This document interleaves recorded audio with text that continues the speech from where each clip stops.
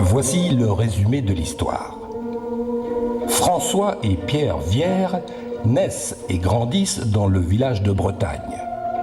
Dès 1839, ils partagent leur enfance et la découverte du monde qui les entoure. Ils doivent choisir entre le monde des campagnes, l'usine ou pourquoi pas l'Amérique. Frères dans la vie, rebelles, découvrant l'amour mais connaissant aussi le doute, leur lien ne suffit pas à les garder en vie plus de 20 ans.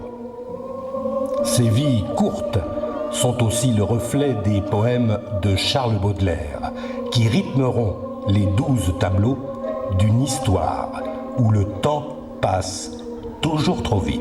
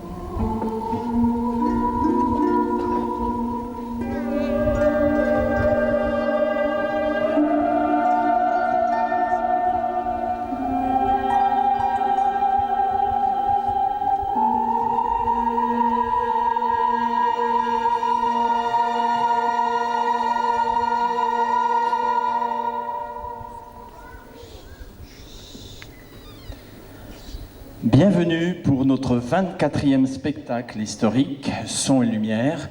Bienvenue à Brebotte. Plus que d'un long discours, nous avons besoin de vivre ensemble, public et acteurs, une belle histoire, celle du bal de l'éternité. De ressentir ensemble des émotions. Pour cela, merci à nos partenaires. Merci au Conseil général du territoire de Belfort.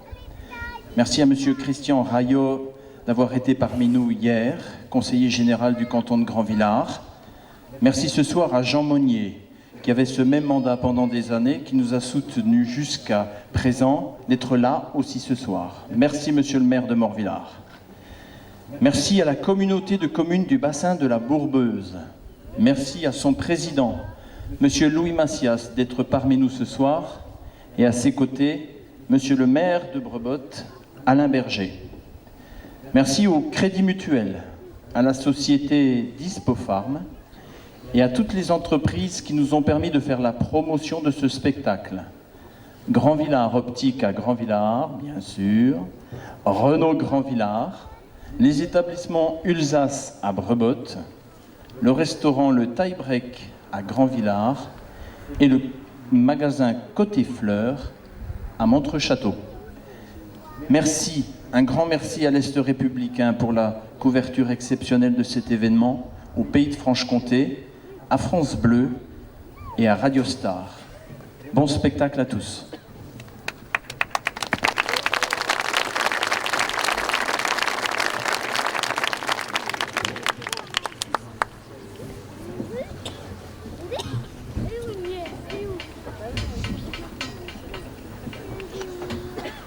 Ici repose François Vière, décédé le 13 janvier 1857 à l'âge de 18 ans, et Pierre Vière, décédé lui le 31 décembre 1857 à l'âge de 20 ans, fils tous les deux de Jean-Pierre Vière et de Marie Pagnard.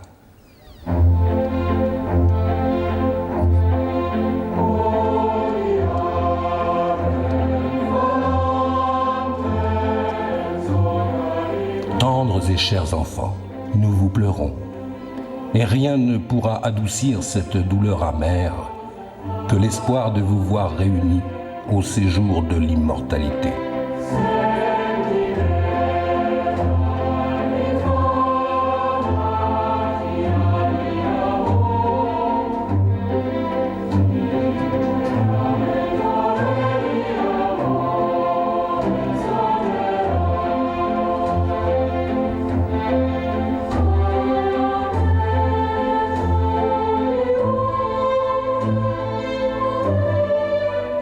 Voici venir les temps où, vibrant sur sa tige, chaque fleur s'évapore ainsi qu'un encensoir.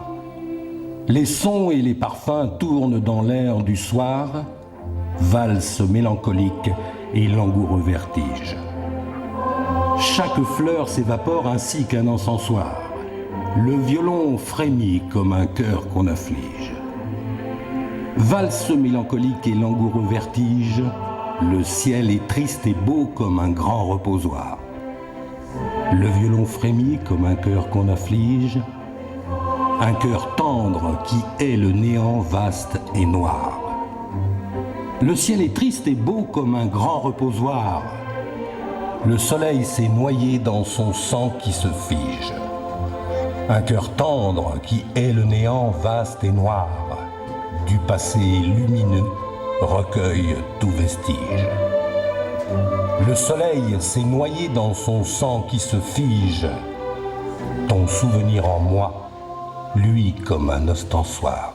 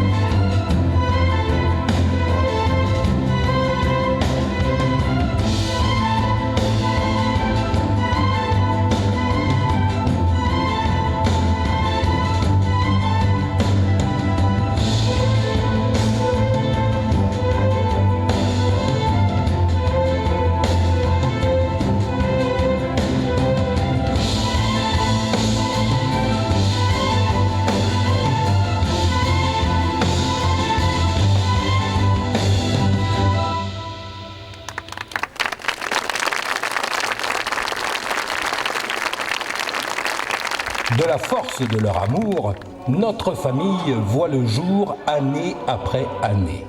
C'est pour mon père que j'écris ces quelques lignes. Pour lui, mais aussi pour ma tendre mère Marie. Ils se sont aimés à retourner la montagne. Et de cet amour naît un jour de l'an 1837 mon frère aîné Pierre, suivi 2 années plus tard de l'arrivée de François.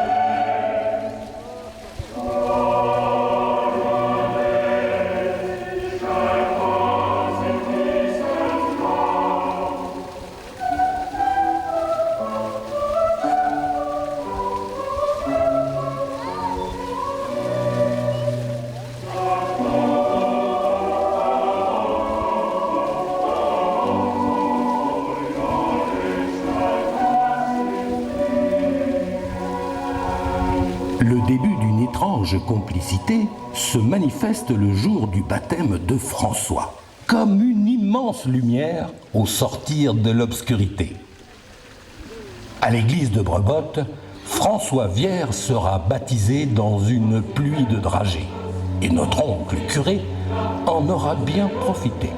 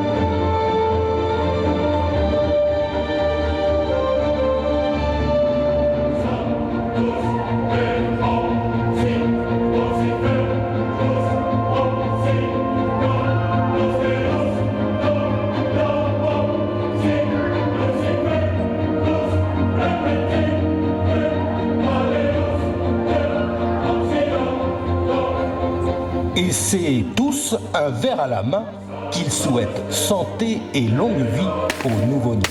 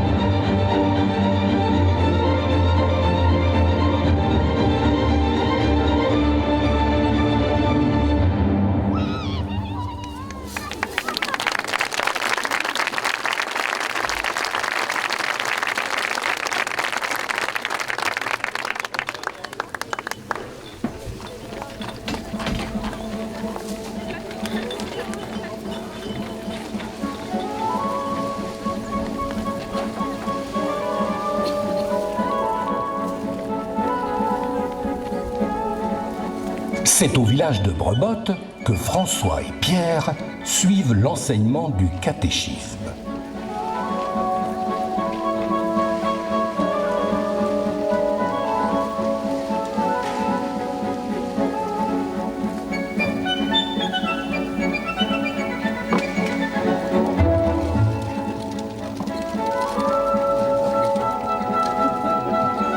Sur le chemin du retour, traversant le bois défendu, mes frères découvrent la vie et n'en croient pas leurs yeux.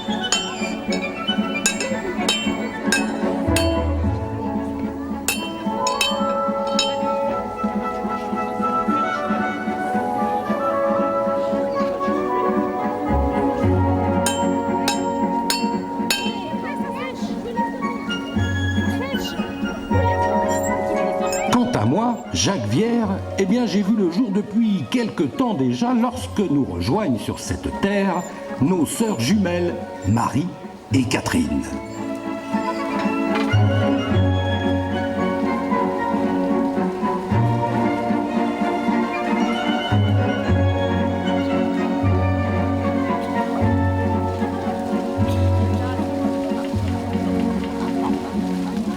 La famille au complet est réunie pour le repas du soir.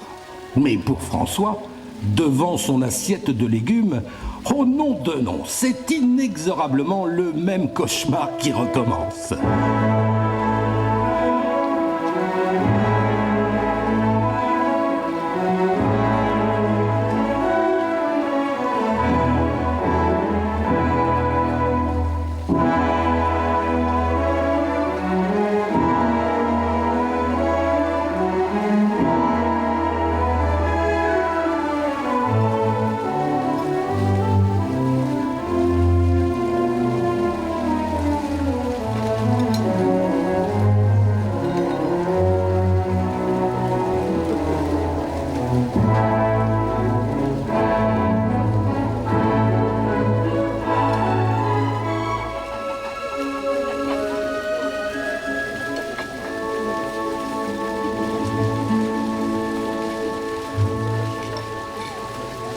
Et la nuit, alors que toute la famille s'est endormie, ce cauchemar entre en silence dans le sommeil de François qui décidément n'aimera jamais les légumes. Vive les courgettes!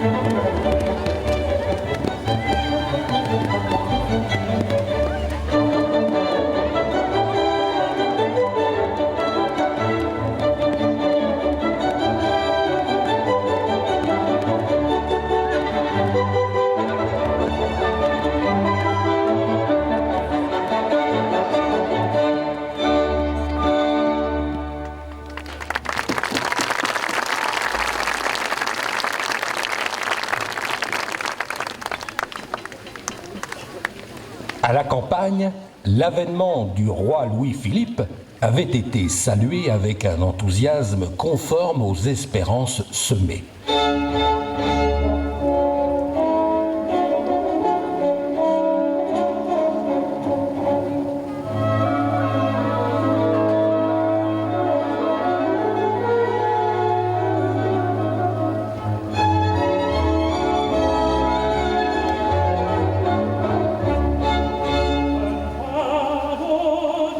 Mais avec le parti de la bourgeoisie plus puissant que le parti républicain, le pays s'industrialise et le grand capitalisme apparaît. Guizot avait dit « Enrichissez-vous par le travail et par l'épargne ».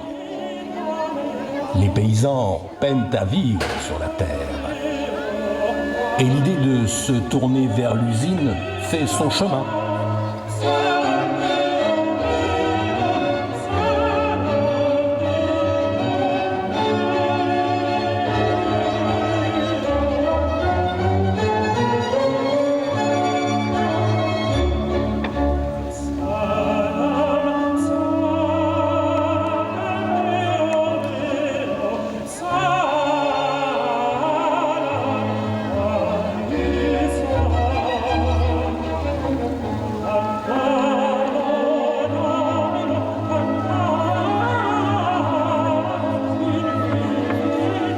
Nous étions une ribambelle à écouter le maître d'école tenant à bout de bras son journal et nos esprits.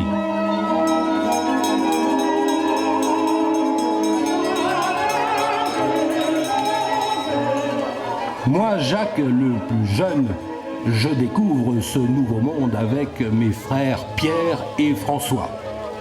Le roi Louis-Philippe interdit le travail des enfants de moins de 8 ans et limite la journée à 8 heures pour les 8-12 ans.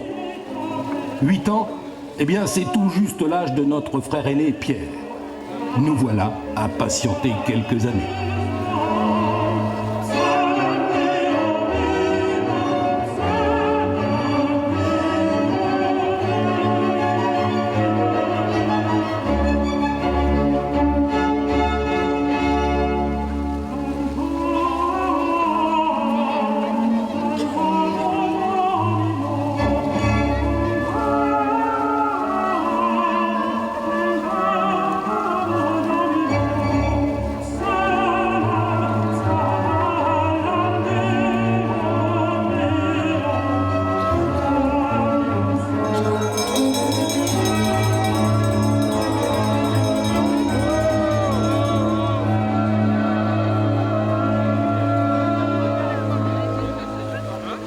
Au prélude, c'est une crise agricole.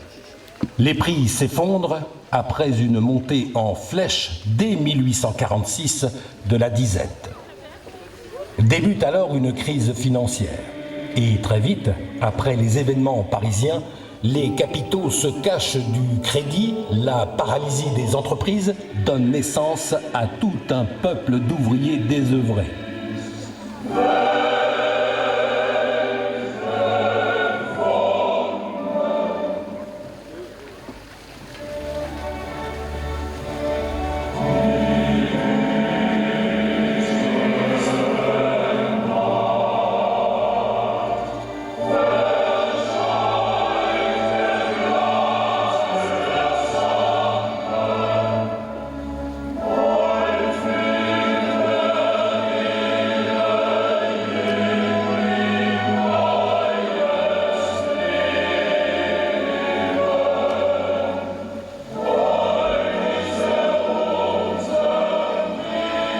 La révolution sociale est en route avec un sujet essentiel qui enflamme le pays. Le droit au travail pour les ouvriers, proclamé par Louis Blanc. C'est lui qui imagine les ateliers nationaux comme celui de la gare Saint-Lazare à Paris.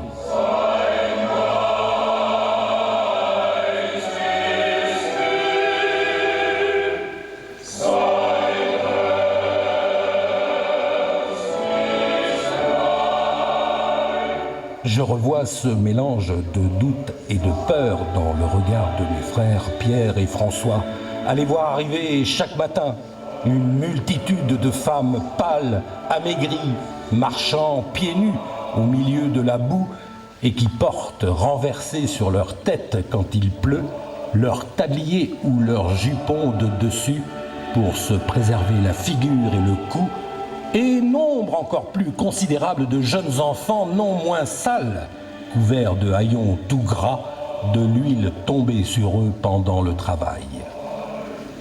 Ils cachent sous leur veste, ou comme ils peuvent, le morceau de pain qui doit les nourrir jusqu'à l'heure du soir. La France est devenue le pays d'Europe le plus riche en fer. Mais qu'en est-il de ces hommes et de ces femmes ?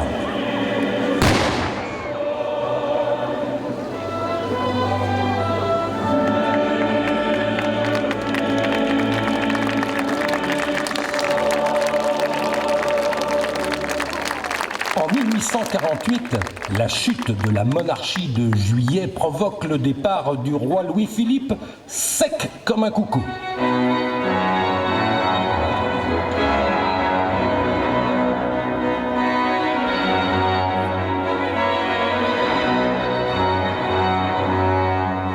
Louis-Napoléon est élu président de la République le 10 décembre 1848. Partout en France, on plante des arbres de la liberté au bruit des canons et de la symphonie de toutes les musiques.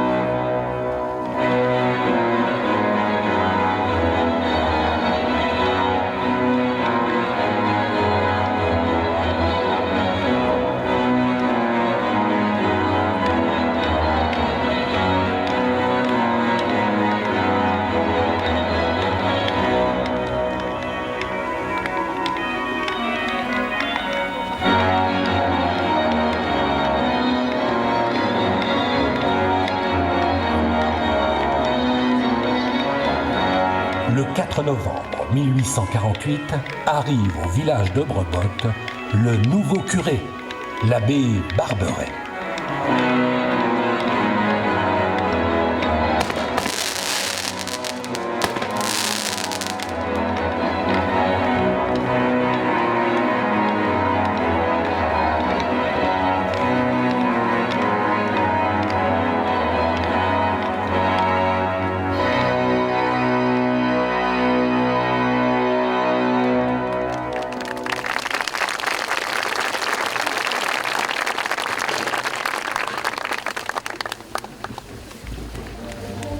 Mais s'il est difficile de parfois grandir, il est des moments où le soutien d'un plus grand que soi est nécessaire.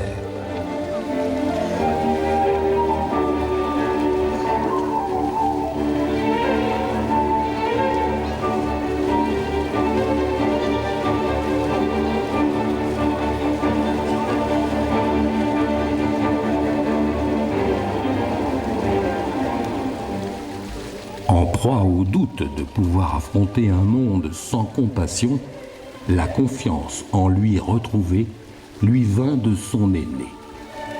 Je revois encore ce jour où mon frère Pierre apprend à nager dans les étangs à mon frère François, saisi par le froid et saisi par la peur.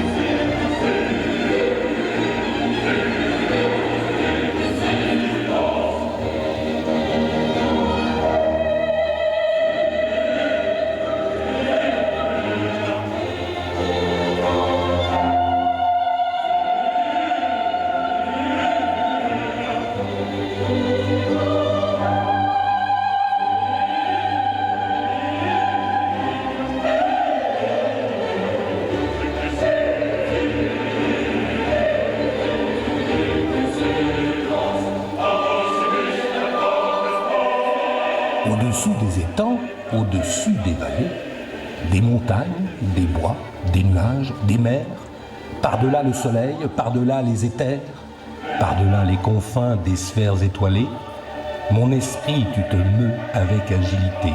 Et comme un bon nageur qui se pâme dans l'onde, tu sillonnes gaiement l'immensité profonde avec une indicible et mâle volupté. Envole-toi bien loin de ces miasmes morbides, va te purifier dans l'air supérieur et bois comme une pure et divine liqueur le feu clair qui remplit les espaces limpides. Derrière les ennuis et les vastes chagrins qui chargent de leur poids l'existence brumeuse, heureux celui qui peut d'une aile vigoureuse s'élancer vers les champs lumineux et sereins. Celui dont les pensées comme des alouettes vers les cieux le matin prennent un libre essor qui plane sur la vie et comprend sans effort le langage des fleurs et des choses muettes.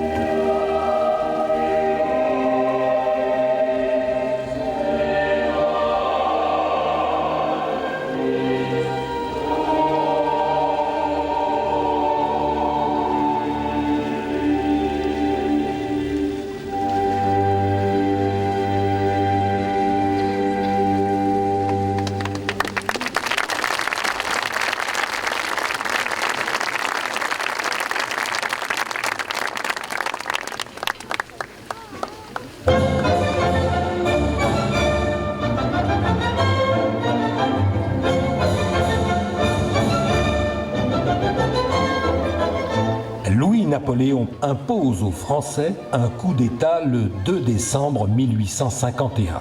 Il va même jusqu'à demander au peuple de le plébisciter. Mais l'opposition ne se manifeste que par l'abstention aux élections et seulement 6 républicains sur 261 députés bonapartistes furent élus. Il est parfois difficile de transformer le bon grain en belle farine.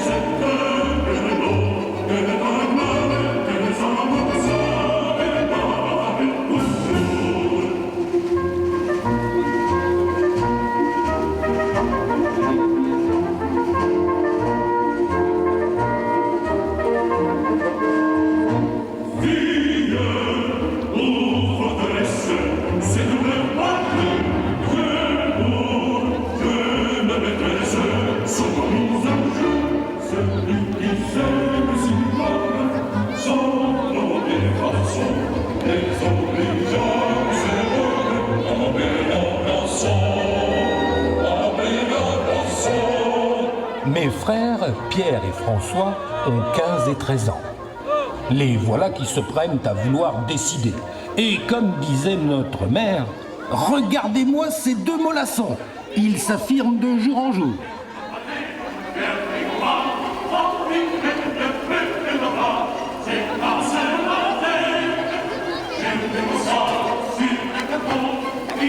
C'est l'époque qui voit naître les grands rêves de Jules Verne. Le seul rêve, ce jour-là, de François, est de terminer premier, par la force de sa jeunesse, à la course au sac organisée par le curé Barberet.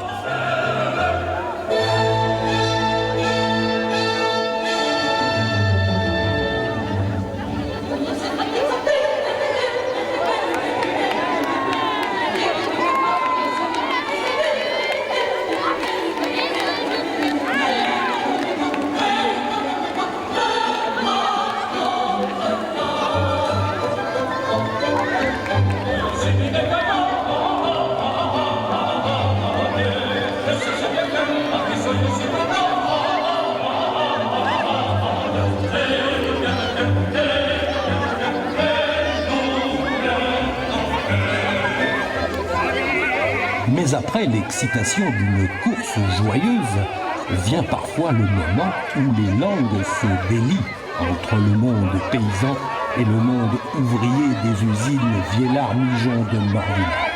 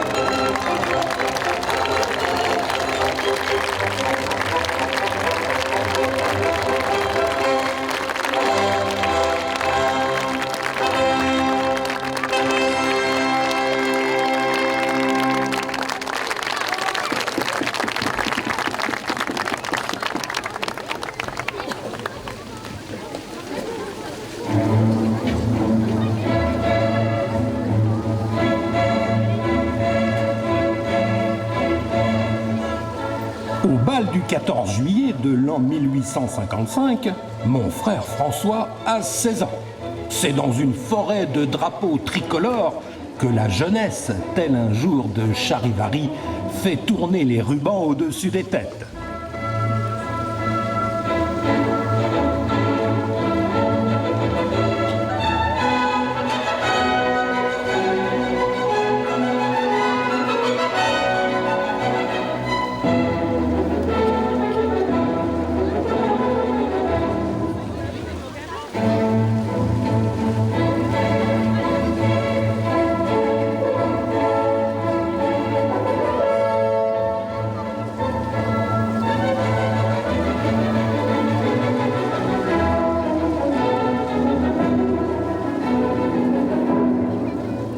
C'est aussi le jour de bal que les filles font tourner la tête des jeunes garçons.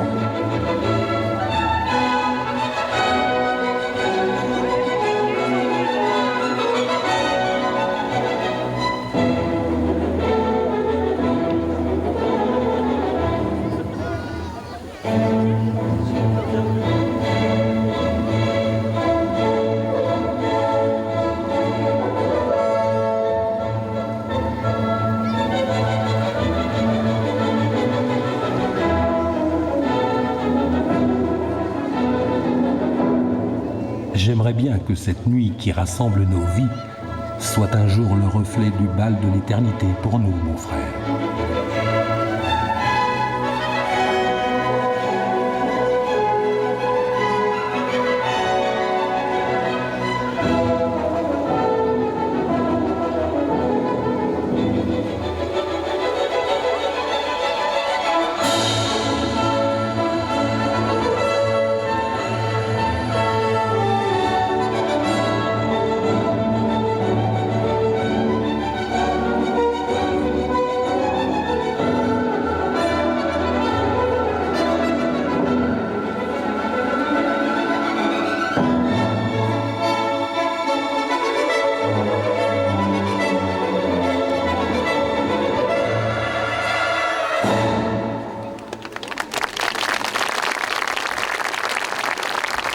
Même si parfois les doutes et les dangers qui le menacent affaiblissent son cœur, François sait que c'est l'amour qui le rendra le plus fort.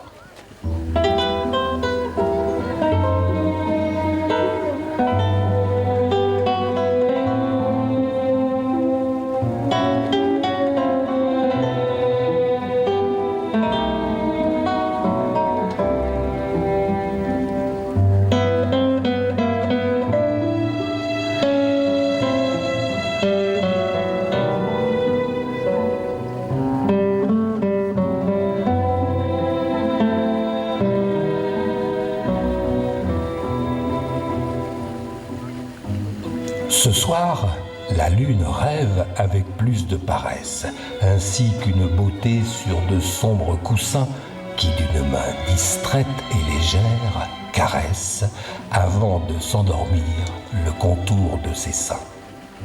Sur le dos satiné des molles avalanches, mourante, elle se livre aux longues pâmoisons et promène ses yeux sur les visions blanches qui montent dans l'azur comme des floraisons. Quand parfois sur ce globe, en sa langueur oisive, elle laisse filer une larme furtive, un poète pieux, ennemi du sommeil, dans le creux de ses mains, prend cette larme pâle, aux reflets irisés comme un fragment d'opale, et la met dans son cœur, loin des yeux du soleil.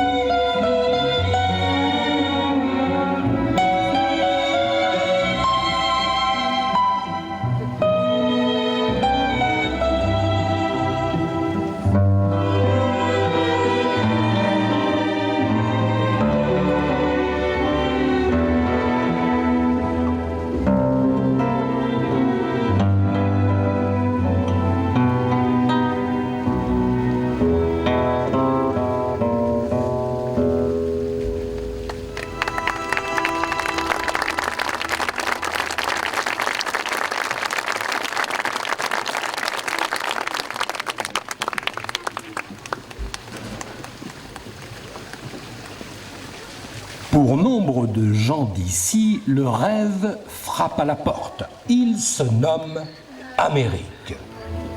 Faustine, ce jour-là, vient de faire lire à François la lettre de son cousin Schenberg, arrivé il y a quelques années déjà dans ce nouveau monde qu'on appelle la Nouvelle-Orléans.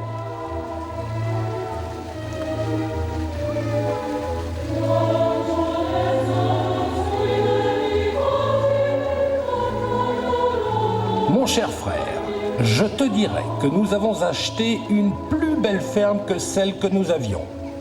Elle a une superficie de 200 journaux en belle culture, aussi belle que dans la place de recouvrance. Il y a aussi un bon verger et de bons fruits. Tout a été payé en or et argent. Je n'ai pas besoin de te dire le mal que l'argent fait. Il y a le mal de le gagner, tu le sais bien toi-même. Nous avons toujours fait comme en France. Mais je crois que nous aurions pu rester en France 100 ans pour avoir ce que nous avons aujourd'hui. Mon cher frère, je me rappelle bien qu'en te quittant, tu m'as dit ton doute et que si c'était en mon pouvoir de gagner assez d'argent pour faire bonne chère, tu le ferais aussi. Je ne connais pas plus mauvaise peine que celui des blés de la plus belle farine. Et tous les ans, nous préparons un bœuf pour le tuer. On saigne avec des fois 8, 10, 12 cochons. C'est suivant la grosseur. Nous gardons 80, des fois 100 poules et mangeons des œufs tant que nous voulons. Nous avons du café tous les matins pour toute la famille. Tu peux me croire, comme si tu me voyais de tes yeux.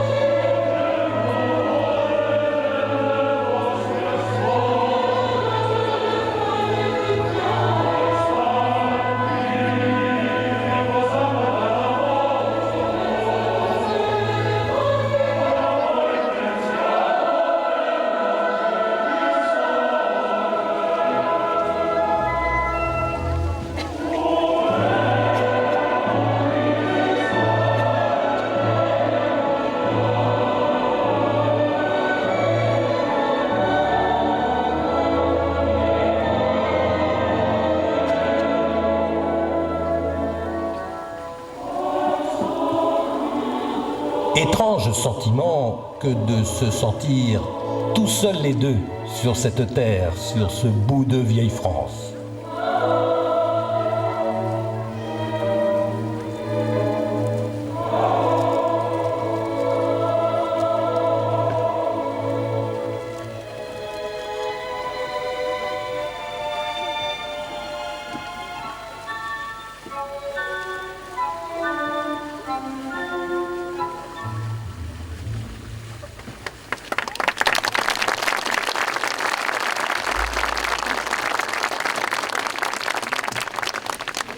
L'hiver suivant le départ de Faustine pour l'Amérique, à la Nouvelle-Orléans, est long et froid.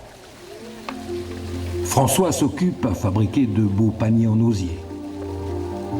Je me rappelle l'entendre dire à notre chère mère « Un jour, je t'en offrirai un aussi grand que mon amour pour toi. »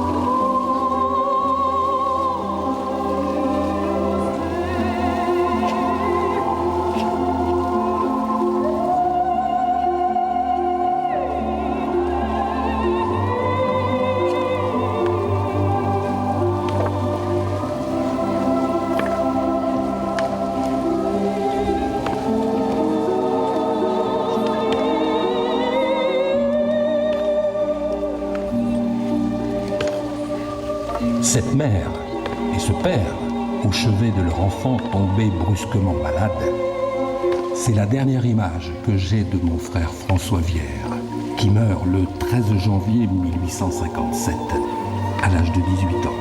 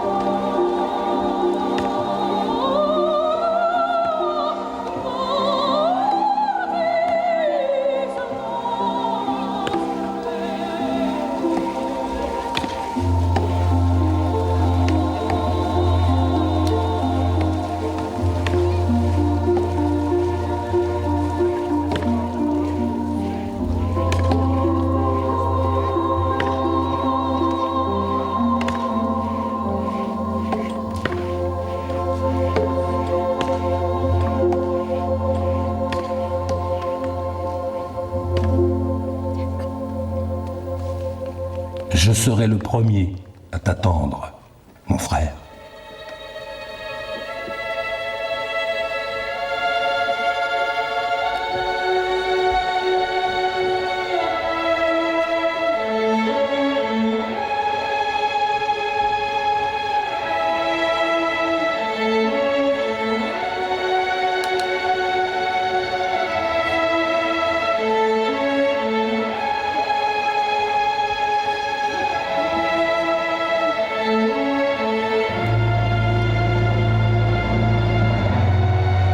Cette année 1857 sera celle où Charles Baudelaire publie son recueil de 100 poèmes, Les Fleurs du Mal.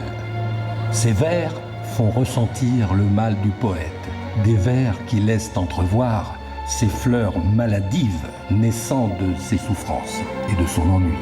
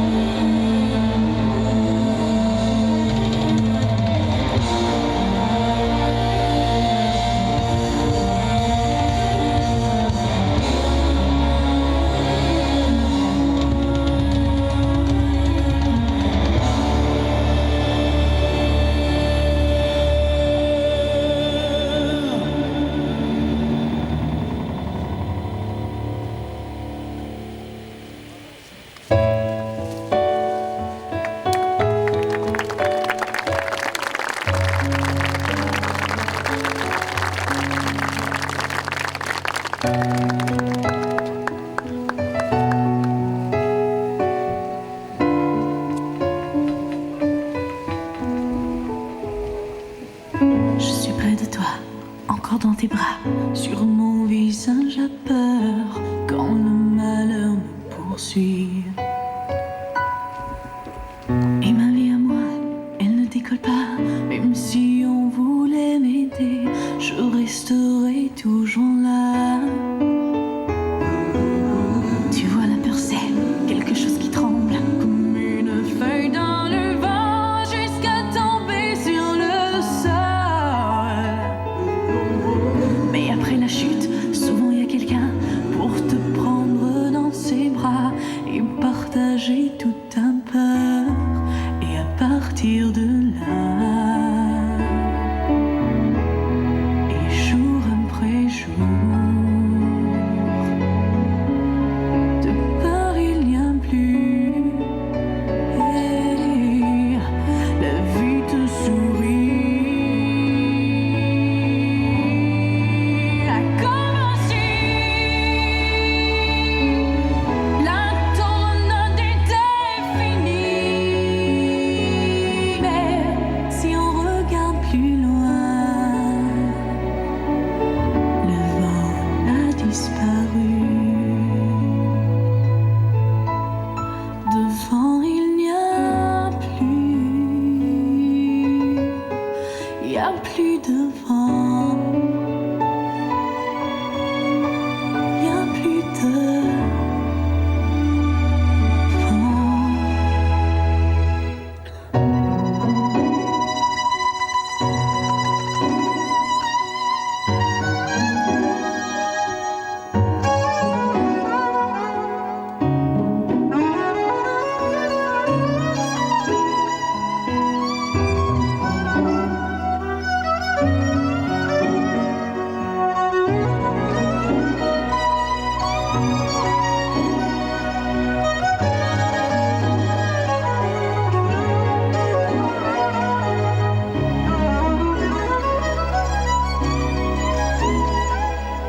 Dans la nuit du 31 décembre 1857, mon frère aîné, Pierre Vière, meurt à son tour, à l'âge de 20 ans. Une lanterne s'éteint.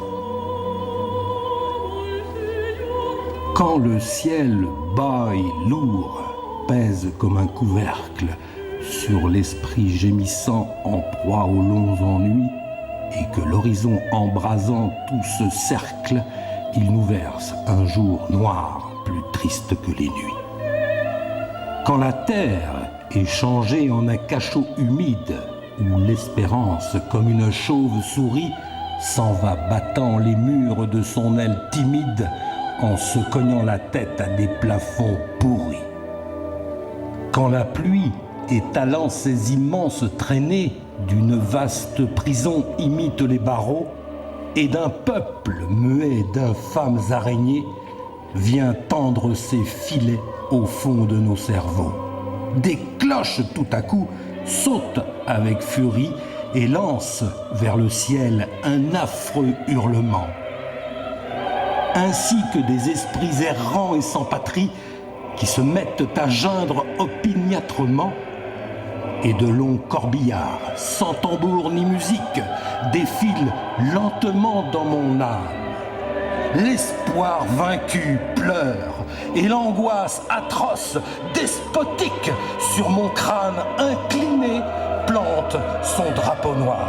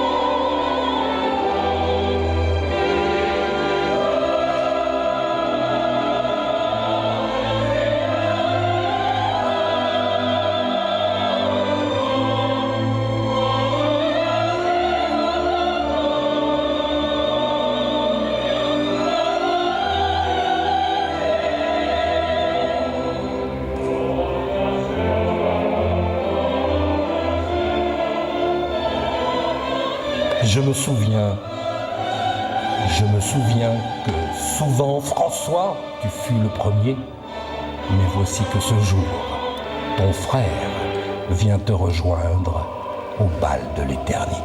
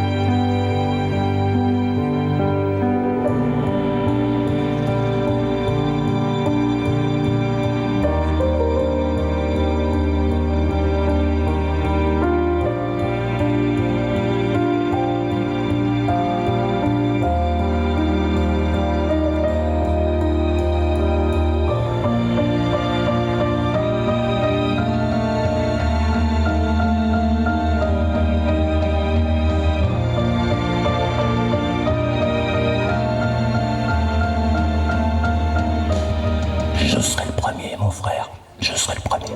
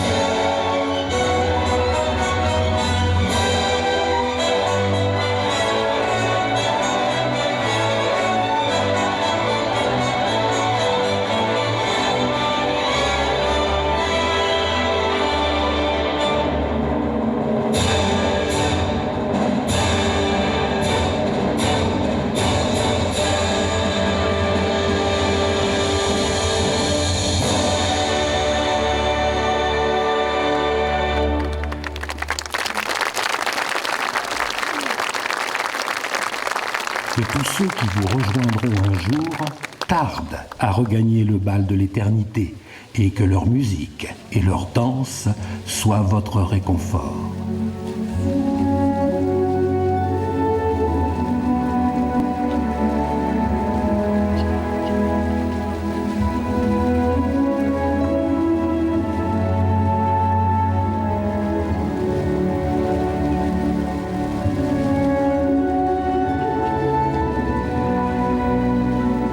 Charles Baudelaire, mon maître de poésie, meurt 10 ans plus tard, le 31 août 1867, à Paris.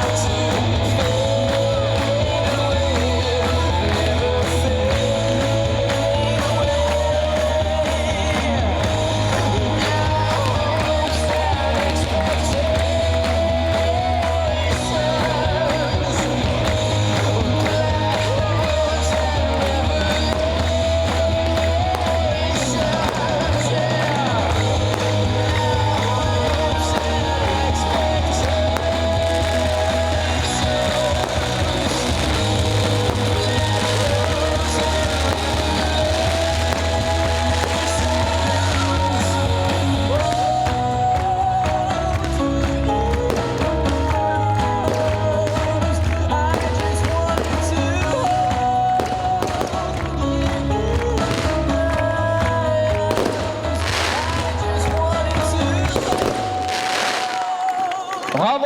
Applaudissements, s'il vous plaît!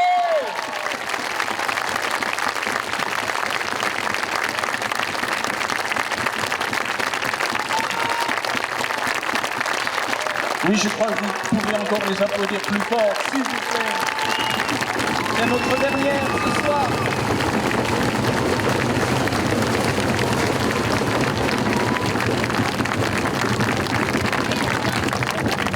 Merci, ils ont vraiment mérité ces applaudissements qui viennent du fond du cœur. Bravo à toutes les actrices, à tous les acteurs en herbe qui ont tous un vrai métier à partir de lundi prochain, à moins qu'ils partent en vacances. Mais bravo, vous avez du talent et notre territoire du Belfort, même s'il est petit, a beaucoup de talent.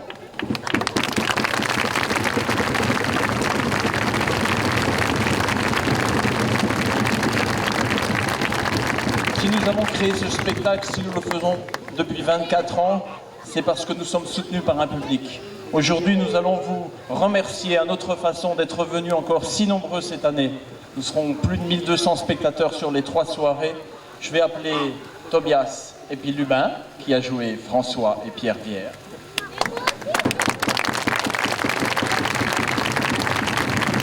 Bravo. David et Joris, qui ont joué aussi François et Pierre Vière. Rappelez-vous, les nageurs.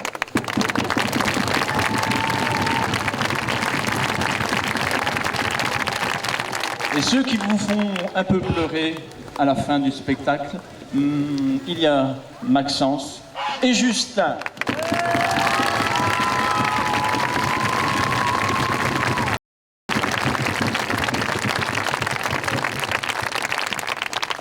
Donc les fleurs, ce sont pour vous. Merci public.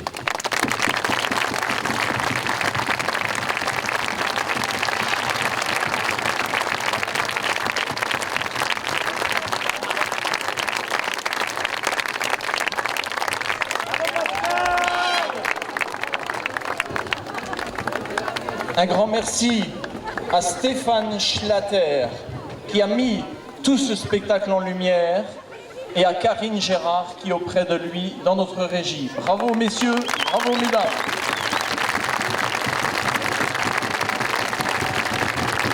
Un grand merci aussi à Jean-Claude Vallat qui a réalisé la bande sonore que vous avez entendue ce soir avec une recherche musicale de Gérard Moll, qui est aussi notre bénévole de l'association, comme Jean-Claude.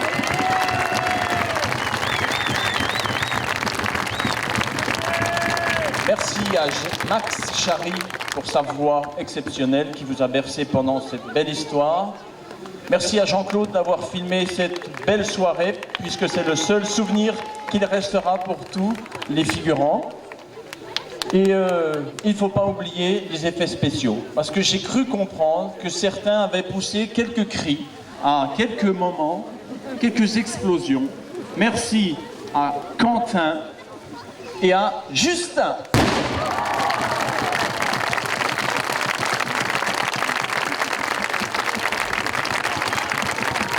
On n'avait pas répété ça, c'est une surprise.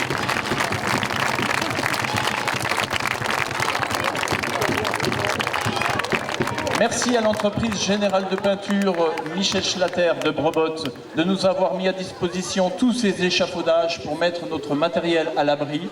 Chose exceptionnelle cette année, nous n'avons pas eu une goutte de pluie. Mais c'est pas tous les ans pareil. Merci à eux. Merci beaucoup.